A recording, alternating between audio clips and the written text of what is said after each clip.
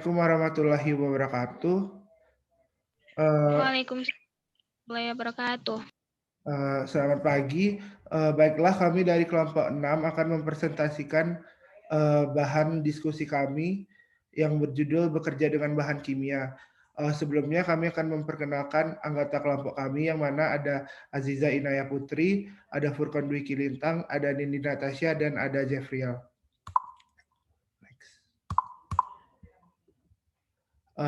Yang pertama akan dijelaskan oleh Jeffriel. Kepada Jeffriel, disilakan. Terima kasih moderator. Selanjutnya saya akan menjelaskan tentang yang pertama ada perencanaan cermat dalam laboratorium kimia. Sebelum memulai pekerjaan laboratorium apapun, tentukan bahaya dan risiko terkait eksperimen atau kegiatan, dan lakukan tindakan pencegahan keselamatan yang diperlukan. Yang pertama, ajukan pertanyaan hipotesis berikut sebelum memulai pekerjaan. Apa yang akan terjadi jika, misalnya, apa yang akan terjadi jika laboratorium kehilangan daya listrik atau tekanan air? Pertimbangkan rencana cadangan yang dilakukan dan bersiaplah untuk mengambil tindakan darurat. Yang kedua, pahami rencana kesiapan dalam keadaan darurat laboratorium. Yang ketiga, tentukan bahaya fisik dan kesehatan yang terkait sebelum bekerja dengan bahan kimia. Yang keempat, perhatikan potensi implikasi keselamatan dari sedikit perubahan pada prosedur eksperimen. Sedikit perubahan pada operasi, pelarut, pemasok, konsentrasi reagen, skala reaksi, dan bahan reaksi dapat menyebabkan bahaya tidak terduga. Yang kelima, periksa setiap langkah proses minimalisasi dan pembuangan limbah menurut peraturan yang berlaku jika ada. Terbagi dari beberapa bagian. Yang pertama adalah perilaku pribadi. Nah, perilaku pribadi ini merupakan prosedur umum dalam bekerja dengan bahan kimia berbahaya yang harus dipatuhi secara pribadi oleh praktikan maupun pegawai yang bekerja dengan berbagai bahan kimia berbahaya tersebut. Di antaranya, dalam melakukan kerja, tidak boleh bekerja di luar cara kerjanya, seperti mengganggu satu sama lain, seperti membuat keributan, kegaduhan di dalam laboratorium. Nah, selanjutnya, sebelum kita bekerja dengan alat laboratorium, harusnya kita sudah tahu terlebih dahulu agar lebih efisien dan lebih efektif dalam penggunaan alat laboratorium tersebut. Terus kita harus mengkaji prosedur keselamatan kerja dengan seluruh pengunjung laboratorium, tempat zat berbahaya disimpan atau digunakan, atau tempat kegiatan berbahaya berlangsung. Nah, jika anak di bawah umur diizinkan, dipastikan mereka mendapat pengawasan yang ketat oleh orang dewasa di sekitarnya. Selain itu, pastikan semua pegawai laboratorium tahu ada anak di bawah umur di dalam laboratorium tersebut. Selanjutnya, mengurangi paparan ke bahan kimia. Nah, seperti yang kita ketahui, bahan kimia tersebut memiliki berbagai macam sifat. Nah, kita harus berhati-hati untuk menghindari bahaya terhadap bahan kimia tersebut. Nah, dalam menghindari tersebut, kita harus menghindari kontak kulit, mata, penghirupan, dan pencernaan. Metode yang pas untuk mengurangi paparan bahan kimia diantaranya ada pertama kendali teknik. Nah, kendali teknik ini tindak yang menghilangi, memisahkan, atau mengurangi paparan ke bahan kimia melalui fisik, melalui penggunaan berbagai perangkat seperti tudung kimia laboratorium dan sistem ventilasi lainnya sebagai pelindungan barikade dan interlock. Nah, yang kedua menghindari cedera mata. Nah, untuk menghindari cedera mata ini kita bisa menggunakan pelindung mata seperti kacamata laboratorium dan lainnya untuk mengurangi terjadinya paparan ke uap kimia, percikan bahan kimia, atau debu langsung ke lensa mata dan akan menimbulkan bahaya terhadap mata. Nah, yang ketiga, menghindari mencerna bahan kimia berbahaya di laboratorium. Ini merupakan larangan yang sudah umum yang diberikan oleh setiap laboratorium, bahwasannya dilarang makan dan minum serta konsumsi kosmetik dan lainnya. Nah, yang keempat, menghindari penghirupan bahan kimia berbahaya. Nah, untuk penghirupan berupa endusan ini hanya dalam situasi tertentu yang terkendali, karena tidak semua bahan kimia itu bisa dan aman untuk dihirup, karena kita tidak tahu senyawa dengan toksitas tertentu di dalam bahan kimia tersebut. Nah, yang selanjutnya meminimalkan kontak kulit. Nah, bisa berupa dengan penggunaan sarung tangan kapanpun dalam penanganan bahan kimia berbahaya ataupun menggunakan jas laboratorium. Nah, yang selanjutnya ada perawatan. Nah, laboratorium yang rapi adalah laboratorium yang aman. Nah, begitupun sebaliknya. Nah, dengan perawatan ini memiliki aturan tertentu. Yang pertama, kita tidak boleh menghalangi akses jalur keluar seperti pemadam api dan pancuran keselamatan. Nah, kita harus ikuti undang-undang kebakaran setempat untuk jalan darurat. Nah, yang kedua, bersihkan daerah kerja secara teratur, termasuk lantai untuk mengurangi bahaya. Nah, kenapa demikian? Karena seperti lantai misalnya, kalau kita tidak memperhatikan kebersihan lantai maupun ada air, nah jadi kalaupun kita tidak tahu di sana ada air dapat menimbulkan kecelakaan berupa terpeleset. Nah, dari terpeleset itu bisa menimbulkan kecelakaan yang fatal apabila praktikan atau pegawai laboratorium memegang bahan kimia yang notabene kita tahu bahwa sifat-sifat dari bahan kimia tersebut berbeda. Nah, yang ketiga, memberi label dengan benar dan menyimpan semua bahan kimia. Nah, seperti yang kita tahu, beda sedikit saja nama dari bahan kimia itu, berbeda juga kandungannya. Nah, jadi dalam penyimpanan kita harus benar-benar tahu dan benar-benar memberi label terhadap bahan kimia tersebut. Nah, yang keempat ada dengan kembalikan semua peralatan dan bahan kimia laboratorium ke tempat semula. Nah, yang kelima, kencangkan semua tabung gas. Yang keenam, jangan menyimpan wadah bahan kimia di lantai, dapat menimbulkan tidak sengaja tertabrak yang berakibat pecah dan kena kontak kulit kaki, dapat menyimpulkan hal yang fatal lainnya. Nah, yang ketujuh, jangan menggunakan lantai, tangga, dan koridor sebagai area penyimpanan. Karena itu merupakan arus bolak-balik oleh praktikan maupun oleh oleh pegawai laboratorium.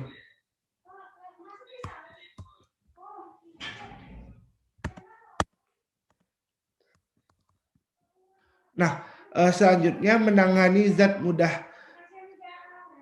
terbakar. Nah, material yang mudah terbakar dan gampang menyala merupakan bahaya laboratorium yang umum pertimbangan risiko kebakaran saat merencanakan operasi labor. Nah, untuk mengurangi risiko kebakaran, kita harus pelajari dulu sifat kemudah bakaran dan ledakan bahan kimia tersebut. Bisa dengan baca label perarut, terus bisa melihat lembar data keselamatan bahan atau MSDS atau literatur lainnya. Nah, yang kedua, bila memungkinkan singkirkan semua penyulutan dan hindari adanya bahan bakar dan pengoksidasian secara bersamaan. Yang ketiga, rencanakan untuk mencegah maupun menanggulangi tumpahnya cairan yang mudah terbakar. Yang keempat, pelajari rencana dan prosedur kesiapan keadaan darurat lembaga dan laboratorium untuk menanggulangi kebakaran. Selanjutnya, bekerja dengan reaksi yang diperbesar. Ini merupakan diperlukan perhatian dan perencanaan khusus untuk menjaga agar pekerja yang skalanya diperbesar tersebut tetap aman. Nah, reaksi yang skalanya diperbesar mencakup reaksi yang menghasilkan beberapa miligram atau gram hingga reaksi yang menghasilkan lebih dari 100 gram produk dan dapat meningkatkan risiko secara signifikan. Nah, yang keenam, tidak membiarkan eksperimen tidak dijaga dan bekerja sendirian. Nah, ini tentunya tidak boleh karena apabila terjadi kecelakaan, apabila praktikan atau pegawai tersebut sendirian tidak sigap dan tidak cepat dalam menanggulangi bahaya tersebut. Nah, yang selanjutnya menanggulangi kecelakaan dan keadaan darurat. Nah, semua pegawai laboratorium harus mengetahui apa yang harus dilakukan dalam keadaan darurat berupa tertulis yang bagaimana mengatasi cara apabila terjadinya cedera, tumpahan, kebakaran, kecelakaan, dan keadaan darurat lainnya. Nah, yang selanjutnya bekerja dengan zat dengan toksitas tinggi. Nah, orang yang bekerja dengan bahan kimia sangat berbahaya harus mengetahui panduan umum untuk penanganan bahan kimia secara aman di laboratorium. Seperti yang kita ketahui bahwa berbeda bahan kimia tersebut, berbeda juga kandungan di dalamnya, dan kita tidak tahu apakah itu zat dengan toksitas tinggi atau enggak. Nah, dengan tindakan pencegahan tambahan diperlukan untuk menyusun beberapa lini pertahanan untuk mengurangi resiko yang timbul oleh zat yang sangat beracun tersebut. Nah, perencanaan secara hati-hati harus diterapkan sebelum eksperimen apapun yang melibatkan zat sangat berbahaya. Setiap zat tersebut akan digunakan untuk pertama kalinya atau kapanpun pengguna berpengalaman melakukan protokol baru yang meningkatkan resiko paparan secara signifikan. Nah, perencanaan harus mencakup konsultasi dengan rekan kerja dan ahli dalam program keselamatan laboratorium. Nah, kita juga bisa mempelajari banyak informasi yang terdapat di MSDS, literatur, serta referensi toksikologi dan keselamatan secara menyeluruh. Nah, selanjutnya ada perencanaan eksperimen dengan zat toksitas tinggi. Nah, yang pertama dengan merencanakan eksperimen yang melibatkan bahan kimia sangat beracun. Sebelum bereksperimen kita harus menyiapkan rencana yang menjelaskan tentang penjagaan tambahan yang akan digunakan untuk semua tahap eksperimen dari mendapat hingga membuang bahan kimia. Nah, selanjutnya menandai area yang ditentukan. Nah, dengan membatasi prosedur eksperimen yang melibatkan bahan kimia sangat beracun ke daerah kerja yang ditunjuk di dalam laboratorium dan diketahui semua pegawai. Selanjutnya mengendalikan akses. Apa yang dimaksud dengan mengendalikan akses? Ini merupakan untuk laboratorium tempat bahan kimia yang sangat beracun ini digunakan batasi akses untuk orang yang berwenang atas pekerjaan laboratorium ini dan dilatih dalam tindakan pencegahan khusus yang berlaku. Selanjutnya, kita harus meminimalkan paparan ke bahan kimia sangat beracun. Berikut tindakan pencegahan diantaranya lakukan prosedur yang melibatkan bahan kimia sangat beracun yang dapat menghasilkan debu, uap atau aerosol dalam tudung kimia laboratorium, kotak sarung tangan atau perangkat pengaman lainnya.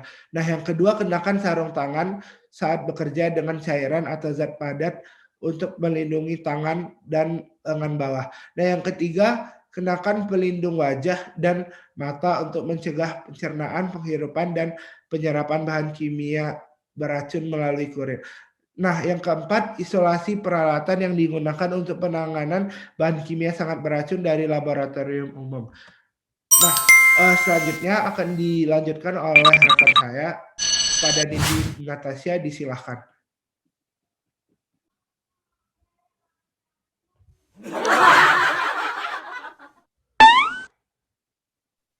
Baik, mungkin diulangi lagi.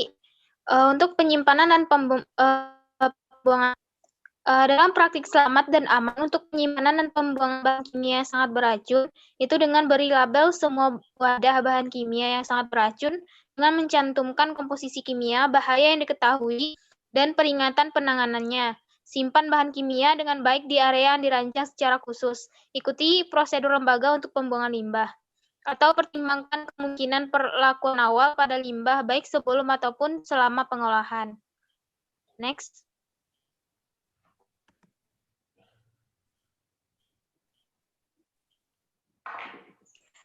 Selanjutnya, bekerja dengan bahan berbahaya hayati. Gunakan bahan biologis dengan tindakan mencegah yang sama dengan bahan kimia berbahaya dan lakukan tindakan tambahan berikut untuk mengurangi risiko. Yang pertama, hilangkan atau bekerjalah sangat hati-hati dengan benda tajam seperti jarum, pisau bedah, dan lainnya. Yang kedua, bekerjalah dengan hati-hati untuk mengurangi potensi pembentukan aerosol. Yang ketiga, bebaskan permukaan dan peralatan kerja dari infeksi setelah digunakan. Yang keempat, cuci tangan setelah melepas pakaian perang. Next.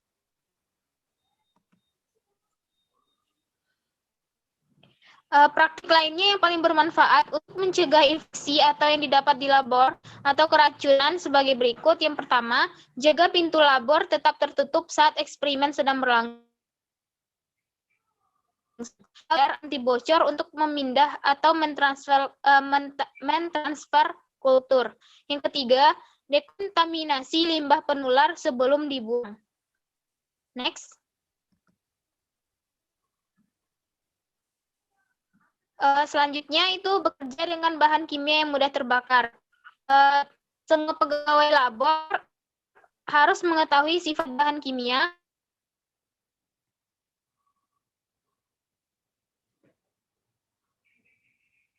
lihat kemungkinan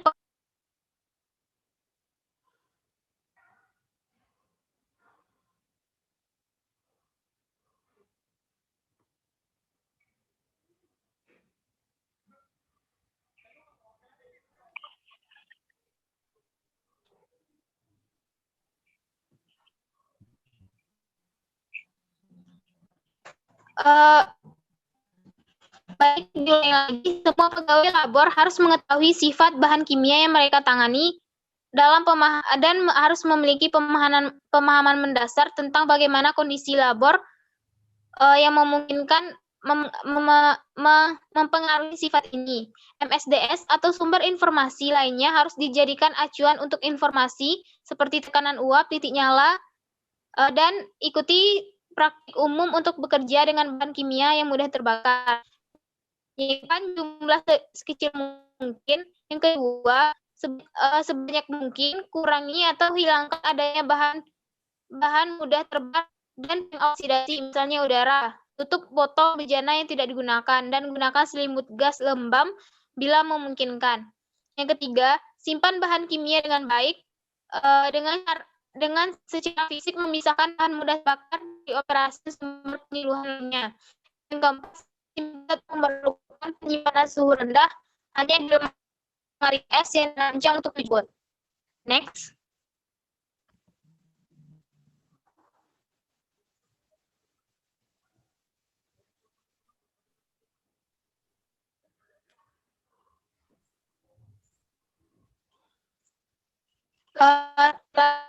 Yaitu hilangkan sumber penyuluhan dari area tempat zat mudah terbakar yang ditangani. Sumber ini meliputi pembakar bunsen, korek, tembakau, rokok, kompor gas, dan lainnya. Yang keenam itu memanaskan zat mudah terbakar dengan api terbuka. Sumber panas yang dianjurkan antara lain rendaman uap, rendam air, rendaman oil, dan lilin. Ketujuh, sebelum menyulut api, periksa keberadaan zat yang mudah terbakar. Hubungkan sumber penyalaan statis ke saluran pertahanan dengan baik dan gunakan alternatif paling tidak berbahaya. Yang kesembilan, hubungkan arus listrik statis terakumulasi ke tanah saat memindahkan cairan mudah terbakar dalam wadah logam untuk menghindari percikan. Yang ke-10, selalu perhatikan peralatan seperti pinggan panas, rendaman oli, mantel pemanas, bejana, oven, dan pengering. Yang ke-11, jaga agar peralatan pemadaman yang tepat siap digunakan. Next.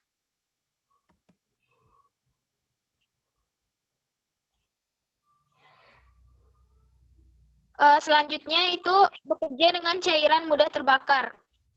Jadi perlu bekerja cairan mudah terbakar yang pertama, dan konsentrasi uap yang mudah terbakar. Yang kedua, kalau ada cairan yang mudah terbakar tetap tertutup kecuali sama pemindahan isi.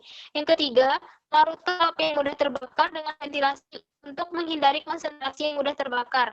Yang keempat, lakukan pemindahan hanya dalam tudung kimia labor atau di area lain yang memiliki ventilasi memadai untuk menghindari peningkatan konsentrasi uap yang mudah terbakar.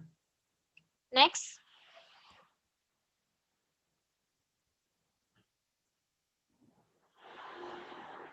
Yang kelima, saat menggunakan teknik pelarutan, pastikan peralatan seperti kipas tahan ledakan dan item yang menimbulkan percikan diletakkan di luar arus udara.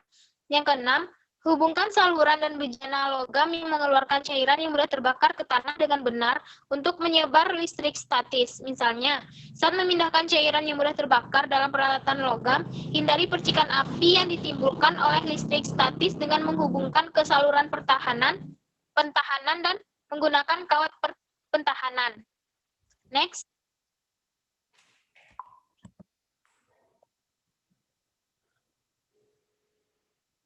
Baik, selanjutnya dikembalikan kepada moderator. Baik, terima kasih kepada Tasya. Selanjutnya akan dijelaskan oleh rekan kami, Azizah. Kepada Azizah, disilahkan. Baiklah, terima kasih kepada moderator. Bekerja dengan gas yang mudah terbakar. Kebocoran atau keluarnya gas yang mudah terbakar dapat menghasilkan atmosfer eksplosif di laboratorium.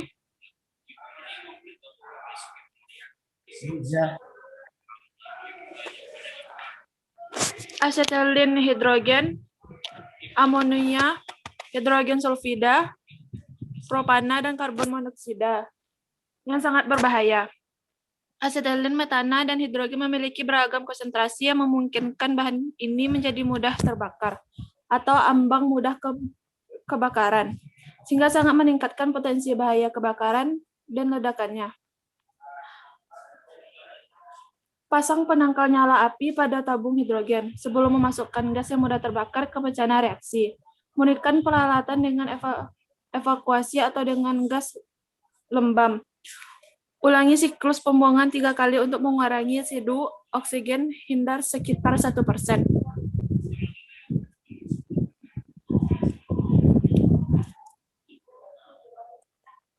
Selanjutnya, For.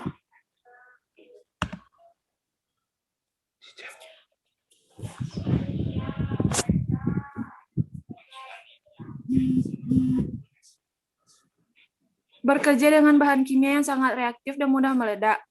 Bahan yang sangat reaktif dan mudah meledak digunakan di laboratorium memerlukan prosedur yang tepat. Berikut langkahnya. Yang pertama, gunakan bahan kimia berbahaya dalam jumlah minimal dengan perlindungan dan pelindung diri memadai. Yang kedua, siapkan peralatan darurat. Yang ketiga, rakit semua peranti sedemikian rupa sehingga jika reaksi mulai berjalan di luar kendali, pelepasan sumber panas, pendingin bencana reaksi, penghentian penambahan reagen, dan penutupan pintu geser tudung kimia laboratorium dapat dilakukan dengan segera. Pelindung ledakan plastik transparan yang tebal harus digunakan untuk memberi perlindungan antara jendela dan tudung kimia. Yang keempat, jika reaksi berjalan di luar rencana, batasi akses ke area hingga reaksi dapat dikendalikan. Pertimbangkan kendali pengoperasian jarak jauh.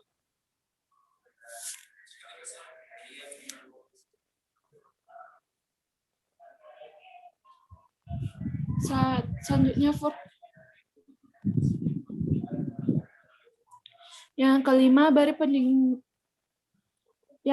pendinginan dan permukaan cukup untuk pertukaran panas sehingga memungkinkan pengendalian reaksi. Bahan kimia yang sangat reaktif memicu reaksi dengan kecepatan yang meningkat sangat cepat seiring meningkatnya suhu. Jika panas yang dihasilkan tidak dihilangkan, kecepatan reaksi meningkat hingga terjadi ledakan. Hal ini sangat menjadi masalah saat meningkatkan skala eksperimen. Yang keenam, hindari konsentrasi larutan berlebih, terutama saat reaksi dicoba atau dinaikkan skalanya untuk pertama kali.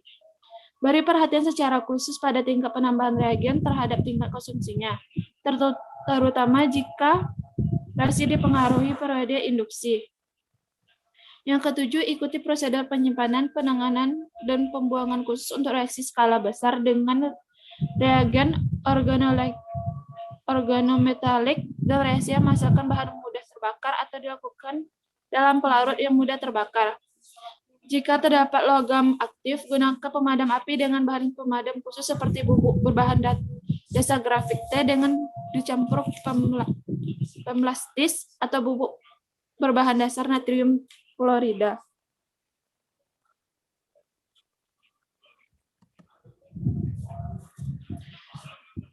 Yang ke-8, hindari penguraian lambat pada skala besar jika pemindahan panas tidak memadai atau jika panas dan gas yang berkembang dibatasi. Penguraian beberapa zat yang diawali dengan panas seperti peroksida tertentu hampir terjadi secara instan. Khususnya, reaksi yang terpengaruh periode induksi dapat berbahaya karena tidak ada indikasi awal risiko. Kendati demikian, proses HB dapat terjadi setelah induksi. Yang ke-9, lakukan penentuan suhu eksotermik mulai dengan kalorimeter skala besar dan lakukan uji bara untuk reaksi yang skalanya dinaikkan dan eksotermik pada suhu rendah atau mengembangkan panas dalam jumlah besar yang dapat menimbulkan bahaya. Dalam situasi di mana evaluasi bahaya operasional formal atau data andal dan sumber apapun lainnya menunjukkan bahaya. Lakukan review kelompok berpengalaman atau ubah kondisi skalanya dinaikkan untuk menghindari kemungkinan bahwa seseorang mungkin melewatkan bahaya atau perubahan prosedur yang paling sesuai.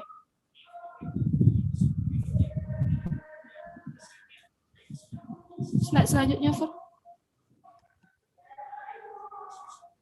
Yang ke-10, hindari penyebab ledakan fisik dari tindakan seperti menyebabkan cairan panas mengalami kontak mendadak dengan cairan dengan titik didih lebih rendah, atau menambahkan air ke cairan panas pada redaman pemanas.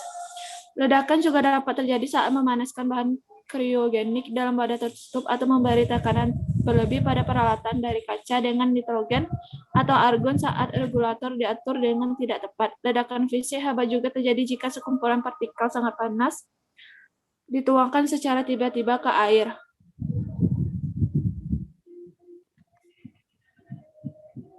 Sebelum melakukan pekerjaan dengan bahan berpotensi eksplosif, diskusikan eksperimen dengan superior laboratorium atau rekan kerja berpengalaman. Bacalah literatur terkait dan lakukan penilaian risiko. Periksa peraturan setempat dan internasional yang mengatur pengangkutan dan penggunaan bahan eksplosif. Bawa bahan eksplosif ke laboratorium hanya sesuai kebutuhan dan dalam jumlah kecil yang cukup untuk eksperimen tersebut. Kurangi penanganan langsung dan pemisahan bahan eksplosif dari bahan lainnya yang dapat menimbulkan risiko serius pada nyawa atau properti jika terjadi kecelakaan. 1. Menggunakan peralatan pengamanan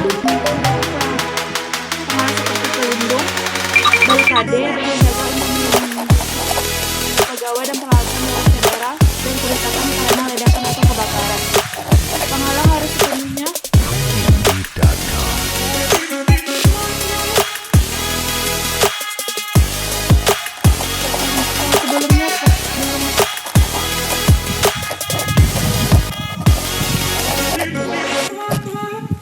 sebelumnya lagi. Orang tua cepet ya.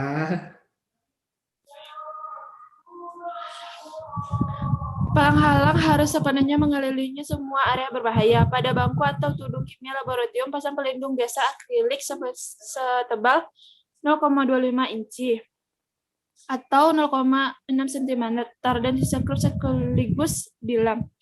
Pelindung ini secara efektif dapat melindungi pengawal laboratorium terlatih dari pecahan kaca dalam ledakan skala laboratorium. Pelindung harus tersedia setiap kali reaksi berbahaya sedang berlangsung atau kapanpun bahan berbahaya disimpan sementara, tapi pelindung semacam itu tidak efektif terhadap pecahan logam. Selanjutnya, mengevaluasi bahan berpotensi reaktif. Selalu evaluasi bahan berpotensi reaktif untuk mengetahui komponen sifat kemudahan ledakannya dengan membaca literatur dan pertimbangan struktur molekulnya. Ada 3 cara untuk menentukan sensitivitas senyawa yang sangat mudah meledak. Yang pertama, uji tetesan menggunakan suara direkam yang tidak selalu memuaskan sepenuhnya. Yang kedua, uji elektrostatis. Yang ketiga, menggunakan gesekan yang dihasilkan dengan menggerinda dua permukaan persoalan secara bersamaan dengan beban. Bahan kimia yang sangat reaktif harus dipisahkan dari bahan yang mungkin berinteraksi dengan menimbulkan risiko ledakan. Bahan ini tidak boleh digunakan setelah tanggal kadaluarsa. Selanjutnya, menentukan kuantitas reaksi saat menangani bahan kimia yang sangat reaktif. Gunakan jumlah terkecil yang diperlukan untuk eksperimen. Dalam laboratorium, bahan mudah meledak fosfosilnat tidak lebih dari 0,1 gram produk yang boleh disiapkan dalam satu kali eksperimen. Selama periode reaksi sebenarnya, reaktan yang ada di bacaan reaksi tidak boleh lebih dari 0,5 gram. Pertimbangan pelarut, substrat, dan reaktan energik saat menentukan daya letak total campuran reaksi. Lakukan penilaian risiko formal khusus untuk memeriksa masalah operasional dan keselamatan yang terlibat meningkatkan